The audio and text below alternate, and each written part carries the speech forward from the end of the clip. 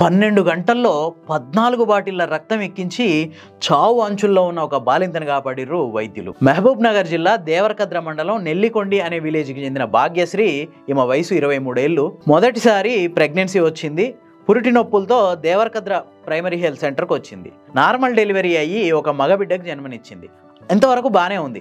కానీ బిడ్డ పుట్టిన తర్వాత ఆమెకు అసలు బ్లీడింగ్ ఆగలేదు. 4-5 గంటల పాటు విపరీతంగా బ్లడ్ పోతూనే ఉంది. అక్కడ ఉన్న డాక్టర్లు ఎంత ఆపడానికి ట్రై చేసినా కూడా అది కంట్రోల్ కాలేదు. దాంతో ఇమీడియట్ గా డాక్టర్లు ఆమెని మహబూబ్ నగర్ జిల్లా హాస్పిటల్కి తరలించారు. అక్కడ ఆమెను టెస్ట్ చేసిన డాక్టర్లు ఆమె బాడీలో కేవలం 5 గ్రాముల బ్లడ్ మాత్రమే మిగిలింది. అంటే ఆల్మోస్ట్ కొన ఊపిరితో కొట్టుమిట్టాడుతుందని అర్థం. అదే టైంలో మహబూబ్ నగర్ కలెక్టర్ విజయేంద్ర బోయి హాస్పిటల్లో రివ్యూ మీటింగ్ కండక్ట్ చేస్తున్నారు. ఈ విషయం తెలిసి ఇమీడియట్ గా ఆ బాలింతకు కావాల్సిన మెరుగైన వైద్యాన్ని అందించాలని చెప్పి డాక్టర్లను ఆదేశించారు. దాంతో డాక్టర్లు, ఆమె కుటుంబ సభ్యులు అందరూ కలిసి 14 బాటిళ్ల O పాజిటివ్ బ్లడ్ ని సేకరించారు. ఈ బ్లడ్ ని అక్టోబర్ 23వ తారీఖు రాత్రి 8 గంటల నుంచి అక్టోబర్ 24వ తారీఖు మార్నింగ్ 8 గంటల వరకు 12 గంటల పాటు ఈ 14 బాటిళ్ల బ్లడ్ ని ఆమెకు ఎక్కించారు. ఆ తర్వాత మరో 36 గంటల పాటు ట్రీట్మెంట్ చేసినాక ఆమె నార్మల్ స్థితికి వచ్చింది. ఇప్పుడు తల్లి, బిడ్డ ఇద్దరూ చాలా క్షేమంగా ఉన్నారు.